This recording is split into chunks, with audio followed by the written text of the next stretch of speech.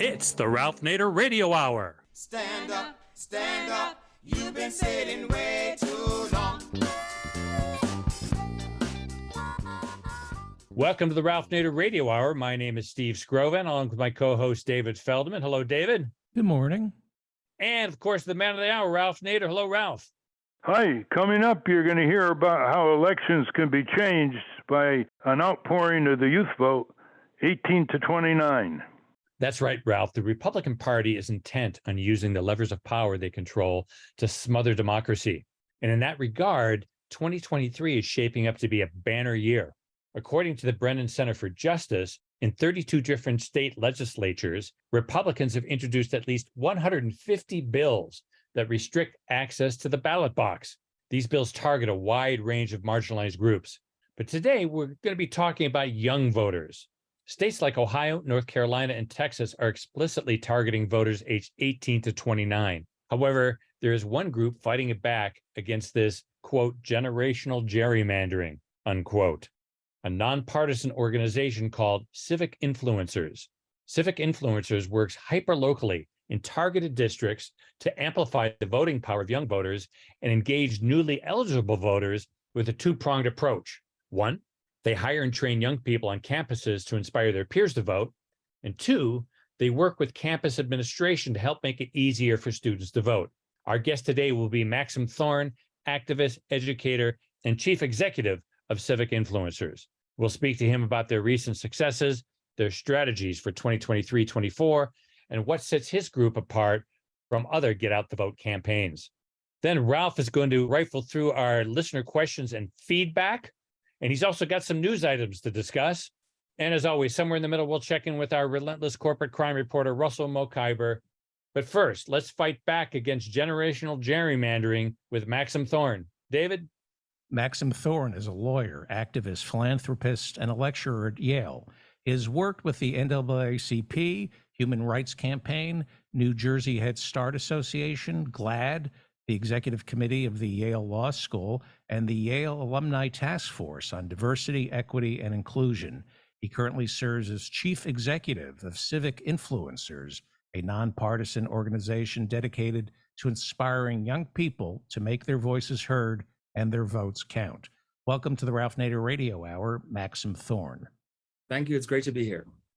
Welcome indeed, Maxim. And listeners should know that Maxim and his colleagues are working on the project to get young voters to vote, and it could be decisive in the 2024 elections, especially in key states where they're concentrating. 4 million 18-year-olds joined the United States voting ranks in 2021. So every year, about 4 million new voters. And traditionally, the rate of voter turnout among young people from 18 to 29 has been the lowest of any age group. And Maxim's group, the Civic Influencers, are fanning out all over the country in district after district with volunteers to turn that around. And before I ask you the first question, Maxim, I want to read a paragraph from the letter to the editor you sent to the Washington Post, which is how we learned about what you're doing. This is April 26, 2023. Quote, in Ohio, student identification no longer qualifies as a valid form of voter ID. In North Carolina, Republicans are seeking to follow in Ohio's footsteps. Texas is considering banning college polling stations and making voter fraud a felony. According to the Brennan Center for Justice, at least 150 bills restricting access to the ballot box have been introduced in 32 state legislatures this year. I might add, vast majority controlled by Republicans, the governor and legislature. Continuing, these measures represent nothing less than generational gerrymandering, the naked attempt to dilute the voting power of marginalized communities and especially young people, end quote. Now, I take it the young people are from age 18 to 29, is that correct? That is correct. And just for starters, because our listeners like to know, you've been doing this pretty intensively and very much involved in the 2022 elections in swing states. Has NPR or PBS ever had you on? Not yet. Not yet. Well, I don't know what they're waiting for. They have Well, a I lot of frivolous programs on. Well, I do want to address what you just said because it is puzzling to me until you realize how young people have been ignored for the most part since 1971, when the 26th Amendment was passed that lowered the voting age to 18. And they were basically disregarded as a political force other than the Vietnam War protests until we get to Obama and Hillary Clinton's primary election. But after 2012, the folks who did not miss their importance, which was basically the GOP, they went all out to remove young people from being able to vote at the rates they had voted in 2008 and 2012 for Obama. So that in 2016, we had the full impact of voter suppression, what I call generational gerrymandering, affecting young people. But the media outlets were just missing this surgical attempt to stop young people from voting that started in 2013, the year after Obama's last victory.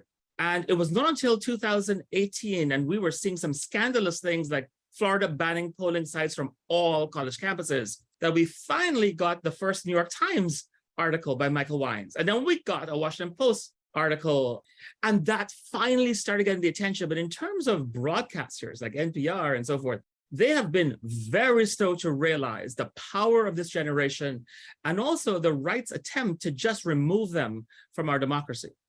And you have a whole number of issues that they're very concerned about. It's not just turning out and being a good citizen. What are some of the major issues you think will motivate them to turn out in greater numbers next year?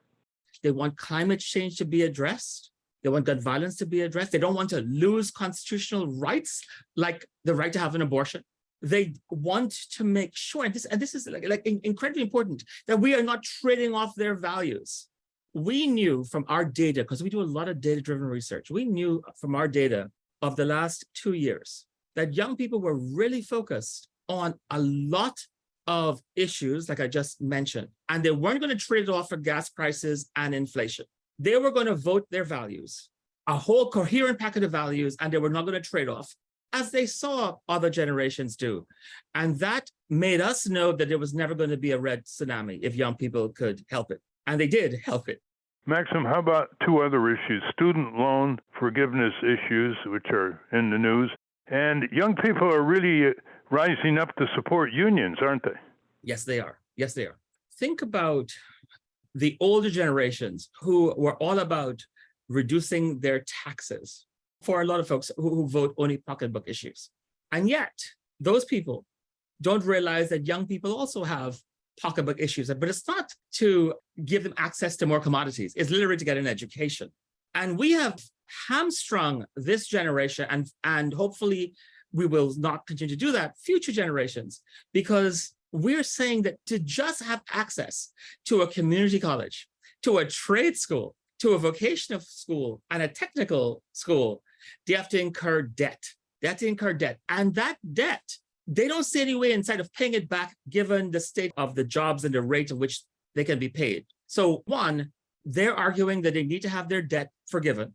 And two, that they need to have access to jobs that pay them a living wage that would allow them to actually have a decent middle-class life, but at minimum, be able to pay off the loans if you did not forgive it. And neither of those are coming true. And then Ralph, the thing that really gets in my craw when we think how important young people are to saving our democracy and voting on pro-democracy candidates and voting on those issues like climate change and abortion rights and LGBTQ rights, is that what are we giving them? If you are not moving to relieve their student debt and you're not moving to allow them to organize so they get better paid jobs that allow them to live a decent life, you're not giving that most important part of our electorate what they need and what they're demanding.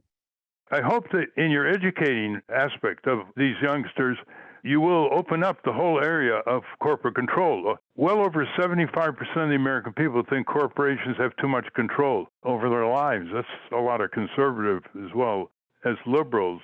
And are you trying to get them earlier? Because I'm sure you know that if you get kids early before they're 18, you're more likely to have them predisposed to really become active participants when they become 18. So where are you in the 16-year-old vote? And are you trying to reach even younger children as well?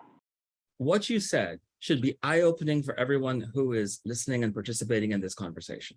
The challenges of young people playing their rightful role in our democracy are huge. We have removed a lot of civics education, like the way they remove music and education from K through 12. We are playing catch up to help young people understand our federal system, our state government system, and how it works. What is the judiciary? What's the executive? What's the legislative branch, both in the state and in the federal system? Because they don't get a lot of that now. So a lot of other organizations in the past, not that there were many, in fact, at one point, it was virtually none focused on young people being engaged in voting, was all about ballot access issues. How do we lower the barriers to help young people get to the ballot box?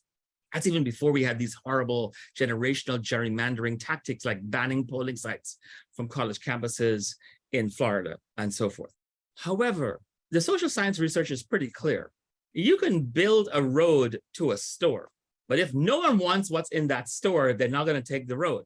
And so we realized 2 years ago in 2021 that we needed to do a pivot. Yes, we will focus on ballot access issues, but you had to create the demand to vote. Why do you want to vote? And what we do realize is when you flip that script and you say, do you want to protect the climate? Is your issue reproductive justice and freedom? Is your issue racial justice and mass incarceration or police violence? Is your issue LGBTQ, access to jobs and housing and healthcare? And if that is so, how can you move the needle towards what you would like to do?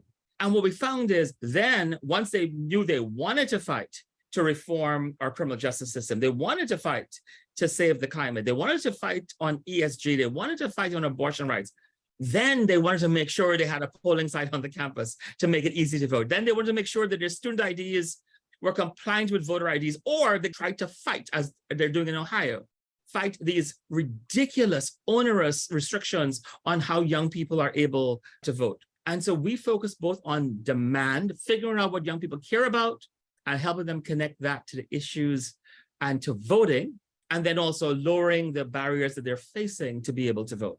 And that is making a dramatic difference. We're talking with Maxim Thorne, who is Executive Director of Civic Influencers and working on campuses all over the country. Well, you know, young people are concerned about getting adequate health insurance. They know what redlining is, when they know how hard it is to get housing. The price of tenancy is sky high. You know, this is the only Western so-called democracy that introduces young people to a massive life of debt at a very early age. In other countries, the tuition is part of the tax system. They don't push people out with tens of thousands of dollars out of college with tuition burdens. So let's talk about generic issues here. What if we had universal voting? Your job would be minimized. You'd be talking about the content of the vote, the subject matter, the issues on the ballot, the candidates' positions and record. In Australia and about 12 other countries, voting is a civic duty. And you can just go to vote. You have to vote, but you can put in your own name. You can put in your Aunt Mamie's name. You just have to express yourself. And so they have over 90% turnout. In our country, we're lucky if we get over 60% turnout. It's part of your education, Maxim, to show what fundamental reforms are, so we don't have to spend endless time, money, knocking on doors, begging people to vote. Yes. We have long-term strategies and short-term existential strategies. I think one needs to have both tracks going. But the immediate existential threats to our democracy that certainly became apparent during the insurrection of January 6th, an attempted coup, has really rocked our work. And we see the need for what we're doing to get to scale urgently and to get to scale in a way that is most impactful. So in the past, we used to focus broadly, 50 states and the territories, because everyone has a right to be able to vote if they're eligible. However, we have been faced with just cunning and evil voter suppression, generational gerrymandering, blocking young people from voting like, as you mentioned, not allowing them to use their student ID cards. And when you take into account students at a community college, at a trade, technical, and vocational school, who are among the most marginalized and disenfranchised, they don't have any other IDs. They don't have driver's license. They tend to live in urban areas, for example. When you say, as is happening in Ohio, you can't vote on Mondays, you literally are not allowed, even if you have early voting, you can't vote the day before the Tuesday election. And by the way, Governor DeWine of Ohio signed that gerrymandering law affecting young people on the anniversary of the insurrection in Washington, D.C., on January 6th of this year. So these people are deadly serious about removing young people from the voting rolls. What we're doing, and we've had to do it given our limited budget, is then focus on the places, those strategic places that young people can actually swing the election on the issues they care about. So for example, in 2020, when we did our analysis of those elections, some folks won by 3 votes. This is congressional elections. 3 votes, 109 votes, 133 votes, 333 votes. In 2022, last year, 34 races were won by less than 1%. So if you look at Colorado 3, Lauren Boebert's district, she had the tightest margin, 465 votes. John Duarte in California, he won by 565 votes. One of the things that we use this data for and why we target young people, particularly young people of color, particularly young people who are at community colleges, trade, technical, and vocational schools, is because we can show them the power of their vote. That's the marching band, the glee club, the gospel choir, the football team, the cheerleaders alone could swing that election. Their one dorm can swing that election. That is power. So when they think, I don't have power, the margin was 565. The margin was 455. The margin was 3 votes. And when you go to state elections, it becomes very real and very doable. So while we do have long-term strategies about election reform and automatic voter registration and so forth, we have an immediate need to make sure that young people are voting where they can immediately get wins that make them happy. They can immediately get wins on people who agree to address climate change, people who agree to help them with student debt, people who agree to allow organizing of labor to get better wages and better healthcare. Those are the things that have made the difference and stopped the red tsunami last year.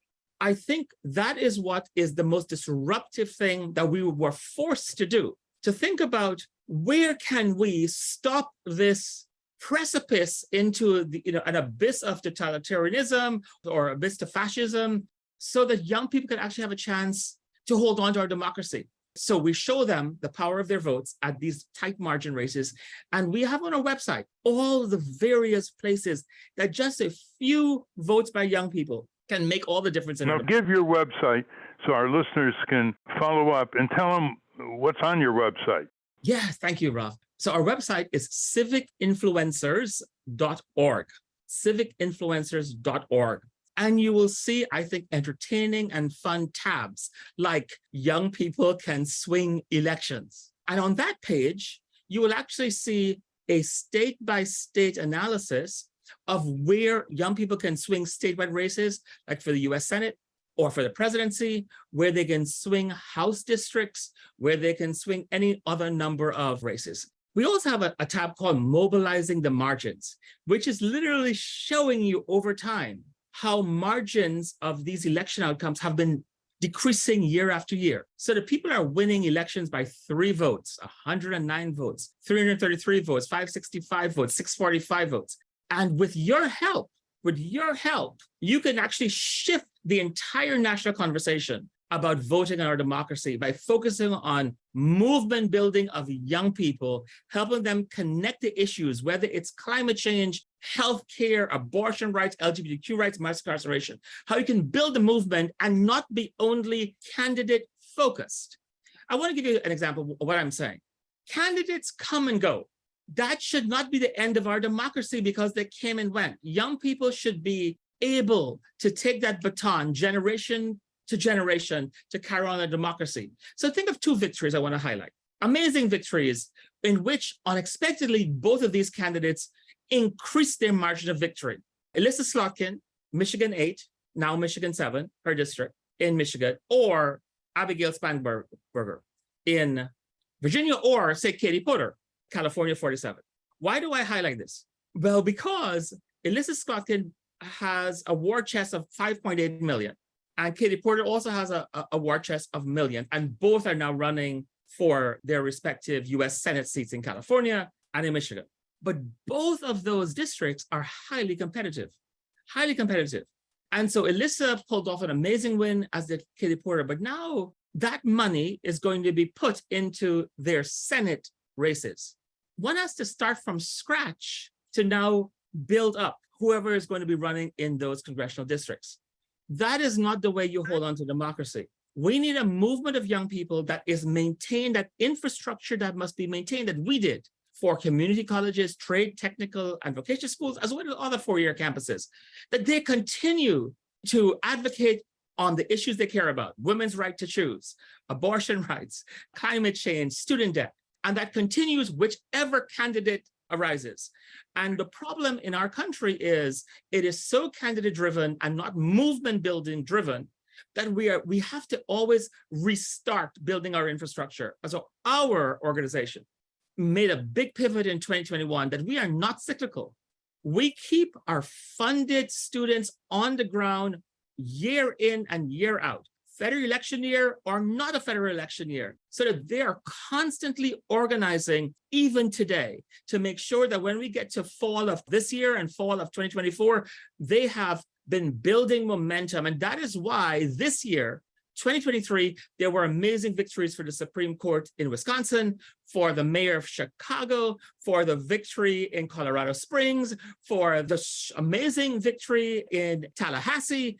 It is because we are maintaining momentum even in off years. And people have to invest in this movement building young people strategy right now if we're going to have any chance in 2024. And it's not just changing national election outcomes, but they go to the polls, they're going to affect state and local outcomes as well. Before we get into how you actually organize the campus and events, Maxim, what do you do for the millions of young people who are not in college at all, not in community college, technical schools, 4 years? How are you reaching them? Because their voting turnout sometimes is 10, 12%. I agree. Part of our long-term strategy. The fact of the matter is, Ralph, we don't have the funds other than using social media, which I know that you have some challenges around. We don't do much because we can't. It was a huge disruption in the entire ecosystem when Civic Influencers decided we also had to include community colleges, trade, technical, and vocational schools. I dare anyone to find me anyone else who's even taking on that. And what we recognized in the COVID years is that we had the sharpest decline in four-year college enrollment. And a lot of even middle class and upper middle class people felt they were not going to pay four-year college tuition for a Zoom year or two in college. And so what we actually had was, surprisingly to some, but not to us, a more white community college enrollment. And we also saw that now 16%, well, not 60% of high school graduates are now going to trade, technical, and vocational schools. That's 5.5 million students. So that is, in a sense, its own brand new sphere of influence that we could help young people access. To get into the other millions who are not going on to any form of higher education is something that has to be done, but there is literally no funding. And given the existential threat that we're experiencing, and also the ability that we can help these particular students make their voices heard in key areas where there's a chance of flipping or swinging or holding on to an election because the margins are so low, we focus that. But we do need to make sure that we are funding a long-term strategy as well. But the truth is, right now, Ralph, we are trying to fund key locations that, and we've identified 34 House races alone. We've identified at least 8, probably more, Senate races. And of course, we've had down ballot races that young people can make the difference. And that's where we're pouring most of our resources in through 2024.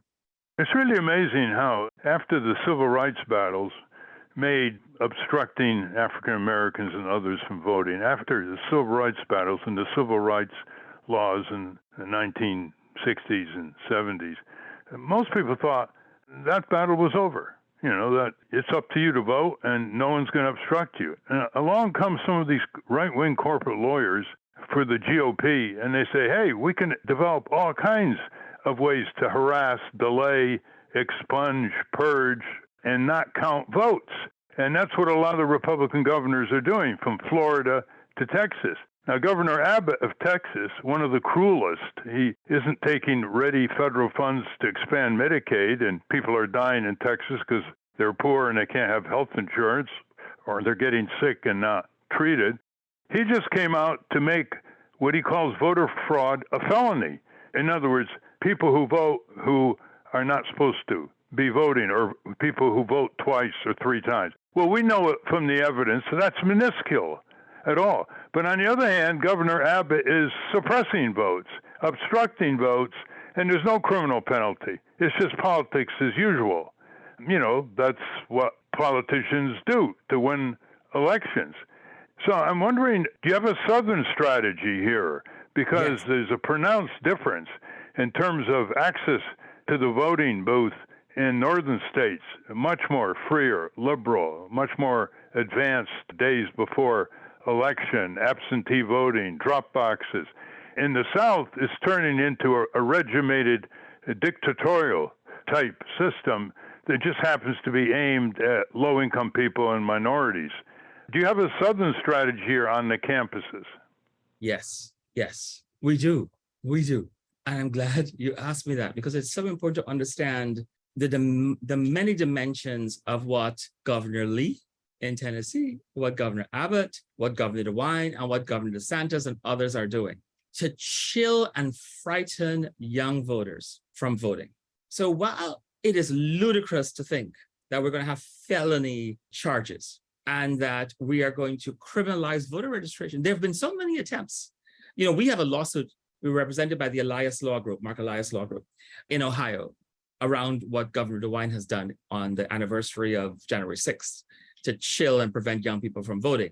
And similarly in Tennessee, and similarly in Texas. And of course, we won a lawsuit, by the way, in Florida. Perkins Coie represented us, where they banned polling sites. And it was the first case where the federal court said that what they did violated the 26th Amendment. The 26th Amendment is the amendment that lowered the voting age to 18 and said you cannot discriminate in voting based on age. When you only banned polling sites from college campuses, you didn't ban them from nursing homes. You didn't ban them from McDonald's. You didn't ban them from Main Street. You were clearly using one criteria, age. That is what we know about college campuses. And we won that. But here's the thing. There's a reason they're threatening felonies, right? Because it scares even our funded fellows, our civic influencers who are helping their peers organize and register to vote and get out the vote. I had one of our fellows who in Louisiana say to me, and she's now at Georgetown Law School. She is, passionate, she cares, but she is terrified. She was terrified of continuing to do this work because if she got arrested, even if we said, we would help, and it's unlikely, the chilling effect on young people who are trying to protect their future, especially young people of color, who the last thing they want is an infraction with the police and being arrested, is significant. And I want your listeners to understand, it is not just the ludicrousness, but it's just trying to scare the hell out of young people from even registering to vote. And much less doing all the other things we'd like organizers to build their strength so they could argue for a better America and a better environment for themselves. And that is what these governors are doing. And we're helping them. So besides trying to fund every year, regardless of whether it's a federal election or not, activists and organizers on these campuses, especially now, by the way, this is July. July and August are when these colleges, community colleges, four-year colleges, trade, technical, and vocational schools have their student orientation. That is the best possible time for us to get in there and help them register to vote, understand where the polling sites are, and understand what they're going to be arguing for and advocating for over the next year. We got to get them now, not next year in 2024, but now to build that momentum. And also to address the issues. Don't be afraid of all the things you're hearing, but because we can help you. And so we try to put together a panel of lawyers that could actually help people in Texas, help people in North Carolina, Nevada, Arizona, Michigan, Wisconsin, Pennsylvania, all the places that we know bad things could happen or are happening. And so our Southern strategy is information, education, advocacy, and organizing, maintaining funded students on these campuses year-round that could combat the level of fear and chilling effect that these governors want them to have. And you also have to do it in 2 stages. You've got to register them, then you have to have them vote. You provide transportation, which is key. I always thought bringing people to vote as an event, which is what they do in Australia. They make it a festive event and have some refreshments, and people go out to vote. Are you trying to also have events? I know when I was at school, when candidates came, it stirred things up and it encouraged people to vote. And are you having events where candidates come? And also, are you encouraging young people to run as candidates themselves at the local level, for example? It seems to me that's all part of a formula that gets youngsters more excited. Getting youngsters very excited is what we're all about, and making it easy, entertaining, enjoyable, and a duty. All of that. Events are important, and they could be musical events, right? Part of what we have to understand of the zeitgeist of Gen Z and younger millennials is they think of the world differently than boomers or Gen X, etc. They connect music and politics in a different way. Probably they go back to the civil rights movement, Julian Bond and so forth, who connected music, Harry Belafonte and Lena Horne, with movement building. This generation is doing it. We have to get on board with that.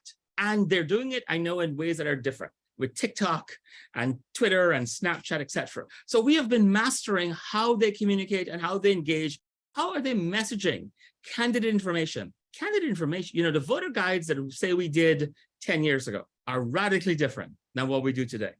In those days, even in 2020, one published, these tomes written by established journalists, multiple pages, and you mailed them out.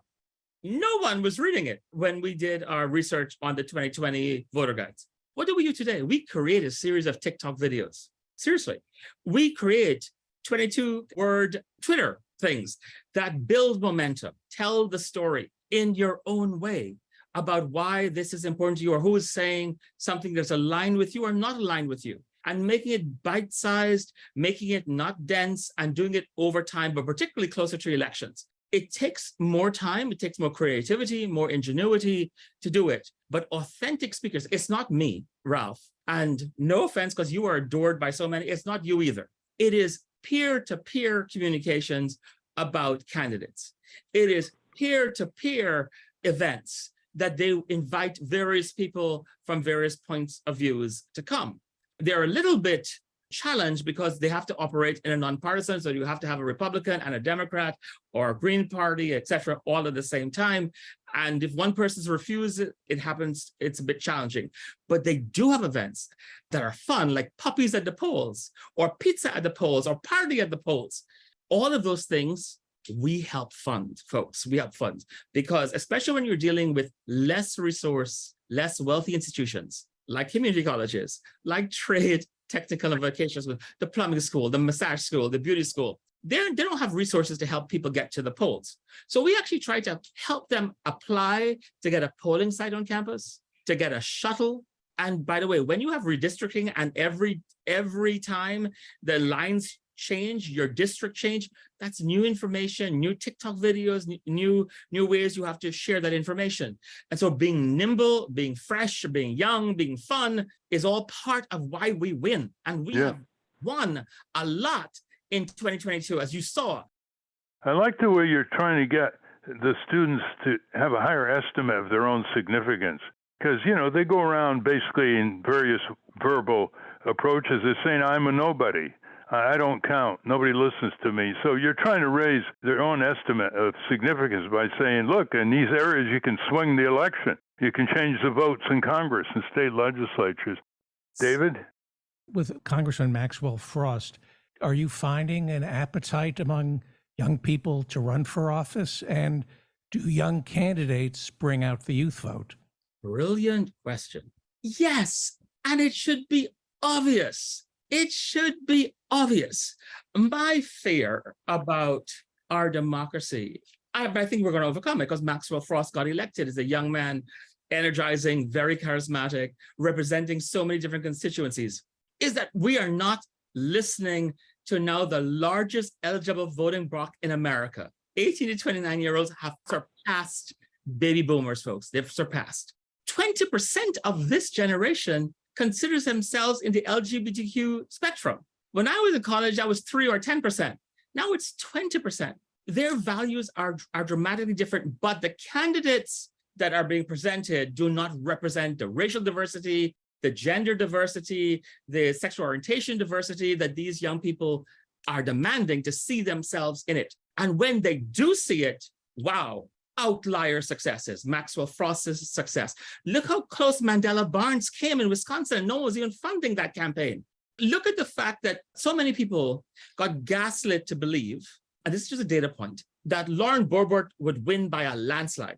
And she had the tightest margin of 565 votes last year, which the Pueblo Community College could have swung that election. And that is what we need to do. Younger candidates, diverse candidates that people can relate to in this generation. And I love, the fact that we don't discriminate against the elderly, but we certainly are discriminated against young people. We are certainly, I see polling sites going on and have gone on in my grandparents' building who are now deceased, but like in Lower Manhattan, there was never not a polling site on Bleecker Street in where senior citizens were living. But where young people, like at Bard College in Dutchess County in New York, no polling site. They've been involved in lawsuits for years. And that is, we have a generational gerrymandering problem. And if progressive people want to win and pro-democracy people want to win, we need to shift that and fund where young people congregate, where they congregate at colleges, community colleges, trade, technical, and vocational schools. And you don't have to argue the issues. They want to protect the climate. They want freedom. They want to be less anti-Black racist. They want all the things we believe in. It's just getting them the access to be able to vote. Thank you very much. We're out of time. We've been speaking with Maxim Thorne, Executive Director of his group, Civic Influencers. You can go to civicinfluencers.org, get all kinds of detail, geographical, other kinds of opportunities to help get the vote out in the coming election, and to set new traditions for civic and political responsibility on the part of the sovereign people. After all, that's where the Constitution places the power in our country. It starts with we the people, not we the Congress or we the corporations. Thank you very much, Maxim, and good luck to you. Thank you so much. An honor. We've been speaking with Maxim Thorne. We will link to Civic Influencers at ralphnaderradiohour.com. Up next, Ralph will answer some of your listener questions, and he's got some news items to go through too. But first, let's check in with our corporate crime reporter, Russell Mokhiber. From the National Press Building in Washington, D.C., this is your Corporate Crime Reporter Morning Minute for Friday, July 14, 2023. I'm Russell Mokhiber. AT&T, Verizon, and other telecom giants have left behind a sprawling network of cables covered in toxic lead that stretches across the United States, under the water, and in the soils and on poles overhead. As the lead degrades, it is ending up in places where Americans live, work, and play. That's according to a report in the Wall Street Journal. The lead can be found on the banks of the Mississippi River in Louisiana, the Detroit River in Michigan, the Willamette River in Oregon, and the Passaic River in New Jersey, according to the journal's tests of samples from nearly 130 underwater cable sites. The metal has tainted the soil at a popular fishing spot in New Iberia, Louisiana, at a playground in Wappingers Falls, New York, and in front of a school in suburban New Jersey. For the Corporate Crime Reporter, I'm Russell Mokhiber. Thank you, Russell. Welcome back to the Ralph Nader Radio Hour. I'm Steve Scrovan, along with David Feldman and Ralph. And before we get to our long-awaited listener questions, Ralph, there were a few news items you wanted to comment on. Yeah, first is good news. Due to the Chemical Weapons Convention of 1997, signed onto by 192 countries, the U.S. has destroyed the last of its chemical weapons in Colorado. It's a very intricate and difficult process to do safely. And so under this convention, there are no chemical weapons available for warfare. By way of saying, treaties are a good idea. And in the last 15, 20 years, we've been withdrawing from treaties instead of developing treaties. like cybersecurity treaties or public health anti-pandemic treaties or consumer protection treaties. So that's good news. The second is not enough attention is paid to the collateral consequences of the Iraq War. Instead of our government demanding an unconditional ceasefire and high-level negotiations, we are pumping the war up with more and more destructive weapons, which are going to be reaching Russian territory and enlarging the prospects of a larger war. But the worst thing is that Biden has decided to send cluster bombs, old ones with very high dud rates that can blow up kids because they look like little toys months and years later, to Ukraine. We do not belong to the international treaty that bans the production and distribution of cluster bombs, nor does Russia, nor does China, nor does Israel, but most nations do. And now there's a big backlash against Biden doing this. They haven't been shipped yet, and I think public opinion may have a big sway. I know people who've been working to get rid of cluster bomb usage are going to call every time a Ukrainian child is blown up by one of these cluster bombs that Biden sends over, they're going to call it the Biden bomb. So Biden better rethink this and withdraw. He's got a lot of allies in Western Europe that are telling him to do so. By the way, in addition to sending cluster bombs to Ukraine, Biden is sending Abrams tanks whose shells are coated with depleted uranium that contaminated and caused cancer all over Ukraine. So, with friends like this, how does Ukraine need enemies? They're going to contaminate the country they're saying they're defending, and they're going to litter it with cluster bombs that, as in Cambodia and Laos, compliments of Kissinger and Nixon, are still killing 200 to 300 children a year who stumble on these in the fields or in the woods, and they look like little candy bars, and they pick them up and it blows up on them. The third item is we've been informed that there's going to be an imminent extradition of Julian Assange from a prison in England back to the United States. Imagine someone who exposes official government crimes, war crimes, Fourth Amendment, snooping crimes, etc., is being extradited back by the criminal class itself that wants to keep engaging in these war crimes and violations of our Constitution. So keep a heads up on that forthcoming news story. Another one is a study by Oxfam, the peace group out of England. They said if there is a 5% tax on the multimillionaire and multi-billionaires on the planet, most of them are undertaxed or not taxed at all. A 5% tax will raise $1.7 trillion a year and take 2 billion people out of poverty and save endless lives and eliminate raw hunger. 5% tax.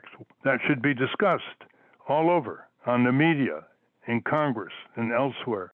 Another interesting story is coming out of Texas, where Governor Abbott, who has just been reelected over Beto's candidacy, he now has usurped all the cities and towns in Texas who want to raise the minimum wage, which in Texas is still the federal, $7.25.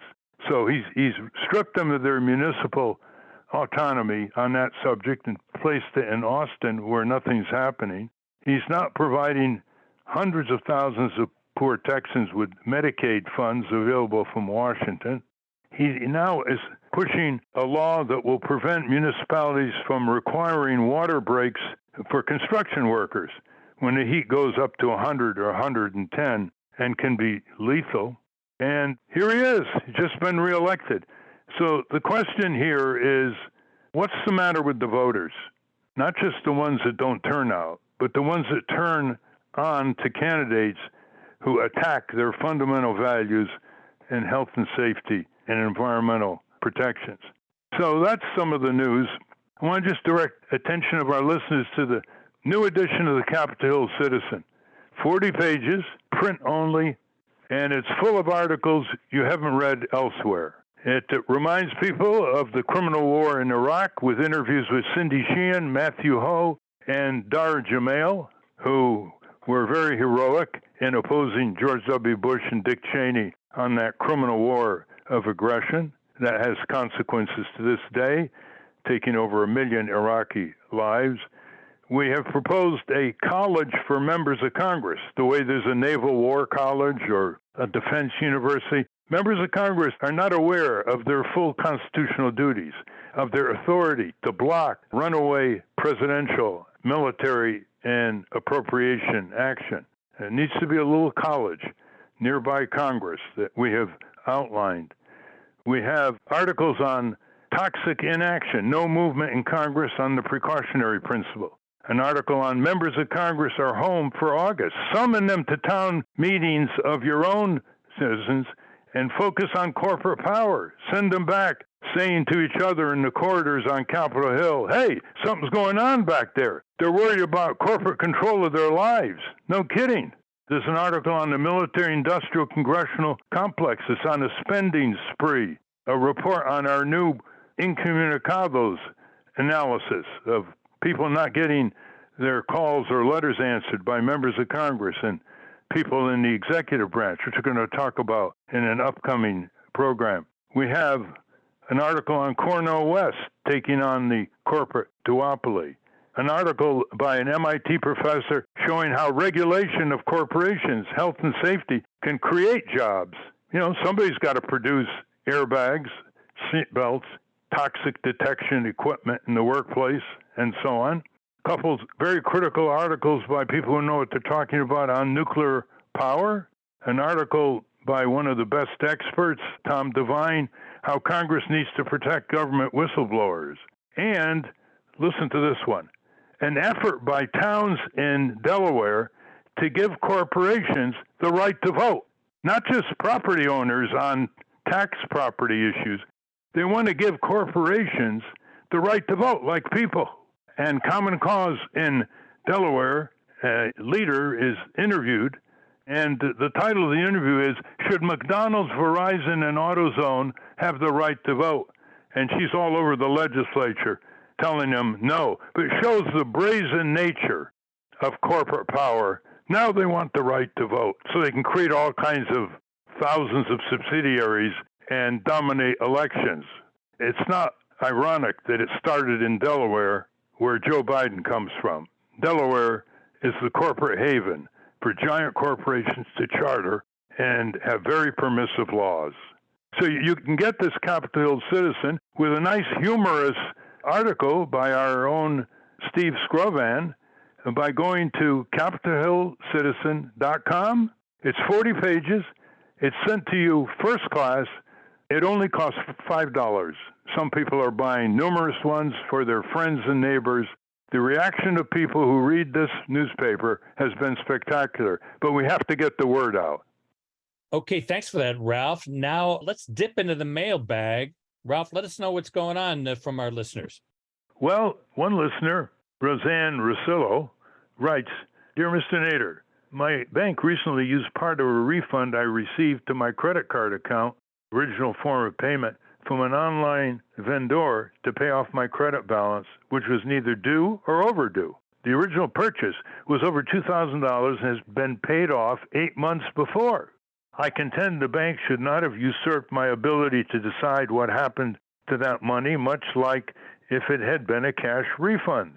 While I'm able to regroup financially, what if I needed that money to replace the needed item, pay rent, get medicine, or buy food? With consumers being forced to purchase more items online, this kind of vulturous bank behavior is bound to become more prevalent and financially disempower the individual. Is there anything we can do about it? Well, there is. You can buy more products and services by using cash and check. We have a project on that, and we'll give you the contact number. That's one. And the second one is report this misbehavior to the bank commissioner of your state. This is not shades of gray. This is a raw grab, and they're likely to get a reprimand from the bank commissioners who are supposed to regulate them. It's an easy one for the bank commissioners. Thank you very much, Roseanne. Stand up. Another one is from Donald Klepak. This is a question to the entire Ralph Nader audience. Could the military-industrial media intelligence complex, the exact same people, he says, be a tool that not only makes war invisible, but be also used domestically to distract us along economic and racial and social differences, end quote. My answer is, of course. You first start with the tens of millions of dollars in the propaganda budget for domestic purposes by the Pentagon. They have people all over the country. And who are their allies? Well, Raytheon, General Dynamics, Boeing, Lockheed Martin, the weapons of mass destruction corporations. And they have had undue influence over the American Legion, veterans of foreign wars, as the Veterans for Peace organization has pointed out from time to time. And they get almost 90% ditto heading by the mass commercial media. You don't hear the other side. So the answer to your question is, of course. Stand up. Another one is a good one to read. It's by Howie Lisnoff. The mass media folded its tents and disappeared into the night. The latter has been expanded with Ukraine. I had a comment posted and removed from the New York Times that made an anti-war statement about the war in Ukraine. It's awful, and it involves two nuclear powers, end quote. You're right, it is awful. In fact, there was an op-ed criticizing the way we are approaching the war in Ukraine by a very prominent academic. It was accepted and then pulled by the New York Times, saying they had a columnist who's going to write something like that. We haven't seen that since. Yeah, there is a party line. It beckons the terrible party lines on the war in Ukraine, the war on Libya, the war in Afghanistan. There are very few independent media sites, and I must say on Ukraine, some of them have the same problem. We don't want to continue this war in Ukraine to the last Ukrainian family. We have to move for an unconditional ceasefire and high-level negotiations. Otherwise, get ready for year after year of gridlocked warfare, trench warfare. You don't believe it? Look at Syria. Stand up. Okay, here's one by Steve Shuttleworth. This is a good one, especially. Quote, every time I hear the word Boeing, I think of the time in 1997 when I was an employee of McDonnell Douglas Corporation. It was announced that Boeing was pursuing a merger with the McDonnell Douglas Corporation, making the only two commercial aircraft manufacturers one company. I assumed that it would never happen, as the Clinton administration would surely put the brakes on the plan in order to avoid Boeing getting monopoly power over the world's commercial airline manufacturers, their only remaining competition being Airbus in Europe. The response from Washington instead was absolute silence. As with any monopoly, the history of the 737 MAX resulted in minimal financial damage to Boeing, and with no competition, no interruption in its winning contracts with the federal government. Read the 737 MAX, according to Wikipedia, quote, during the certification process, the FAA delegated many evaluations to Boeing, allowing the manufacturer to review their own product, end quote. This is the same heartwarming value to the reader as the knowledge that nuclear power plants are now performing their own safety inspections, allowing the government to save valuable taxpayer dollars. What could go wrong? End quote. Thank you for that comment, Steve. Stand up. And Romanus Buscus. Let's face it, our government's for sale and everybody knows it. There's only one issue really matters, 100% campaign finance reform. Without that, nothing is going to change. We need publicly funded elections to get our government back. Then people will want to do public service instead of becoming a power-drunk millionaire. I would like to hear a podcast on that. I read that it would cost the taxpayer about $4 to $6 billion a year to publicly fund elections. That's a small price to put our government back, end quote. I might add, Romanus, that public funding of public campaigns is one of the greatest investments our democracy could ever make in terms of return on that expenditure. And it would certainly remove a good part of our government being for sale or for rent, incumbent by incumbent. Thank you. Then there's one by Robert Traveline. Quote, "When I was young and ill-informed, I was sent to the other side of the world to fight a war profiteers' war. Now I'm a radical ultra-left-wing liberal. I was taught by my society that maximizing wealth was the message of God, of country, and its leadership, that people didn't matter and were on their own. This is not a good country, and it must change." End quote. That speaks for itself. Thank you very much. Thank you for your questions and feedback. You know, we read them all. I want to thank our guest again, Maxim Thorne. For those of you listening on the radio, that's our show. For you podcast listeners, stay tuned for some bonus material we call the Wrap Up, which features Francesco DeSantis. And in case you haven't heard, we've got a lot more from Maxim Thorne and a lot more from you. A transcript of this program will appear on the Ralph Nader Radio Hour Substack site soon after the episode is posted. Subscribe to us on our Ralph Nader Radio Hour YouTube channel. And for Ralph's weekly column, it's free. Go to nader.org. For more from Russell Mokhiber, go to corporatecrimereporter.com. We have a new issue of the Capitol Hill Citizen. It's out now. To order your copy of the Capitol Hill Citizen, Democracy Dies in Broad Daylight, go to capitolhillcitizen.com. And remember to continue the conversation after each show. Go to the comments section at ralphnaderradiohour.com and post a comment or a question on this week's episode. The producers of the Ralph Nader Radio Hour are Jimmy Lee Wirt and Matthew Marin. Our executive producer is Alan Minsky. Our theme music, Stand Up, Rise Up, was written and performed by Kemp Harris. Our proofreader is Elizabeth Solomon. Our associate producer is Hannah Feldman. Our social media manager is Stephen Wendt.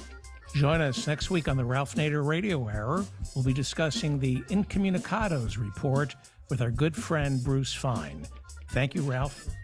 Thank you, everybody. And listeners, become a Capitol Hill citizen. Obtain the brand new issue, 40 pages in print only, of the Capitol Hill Citizen. By going to capitolcitizen.com, you'll be enthralled, stimulated, and perhaps motivated to become a Capitol Hill citizen, about which we will talk more in coming programs. Step up.